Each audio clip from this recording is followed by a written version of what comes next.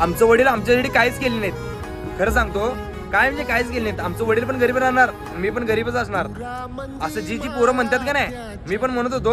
पण आता मला जरा अनुभव आलाय. ज्या वेळेला का नाही तुम्ही स्वतः राबताय, मी स्वतः ज्या वेळेला राबायला चालू केलो का नाही, तेव्हा मला कळालं मोबाईलचा जरी बॅलन्स संपला का नाही, मी एक महिनाभर थांबतोय. कारण की माझ्याकडे खिशात रुपये नसतोय. पगार झाल्यावरच मी बॅलन्स मारतोय. ते पण का नाही असं मागं पुढं पैसे करून सगळं पैसे करत येते, तेवढंच 350 रुपये काढून बॅलन्स मारतोय. चुकून आता समजून घ्या, आता दिवाळी तोंडावर आल्या. कपडे घेण्यासाठी माझ्याकडे पैसे भरपूर आहेत. 2-3 हजार रुपये काढू शकतो मी. पहिला मी आमच्या बाबांना ओढत होतो, मला कपडे पाहिजे, ते पाहिजे. पप्पा आमचं आणून देत होतो सगळ्यांना, माझ्या बहिणीला, माझ्या भावाला, आमच्या मम्मीला पण साडी घेत होतं पप्पा आमचं. स्वतःसाठी अजून काय घेत नव्हतं काय. पण विचार करा, आता स्वतःसाठी एवढं आम्ही काम करतोय, पण स्वतः एकट्याला पण आम्हाला पैसे नाहीत. विचार करा, स्वतःला सांभाळून झाले. मग आपलं वडील सगळ्यांसाठी केल्यात, सगळं परिवार सांभाळून घेऊन गेल्यात. देणं, कर्ज, बहिणीचं लग्न सगळं केल्यात.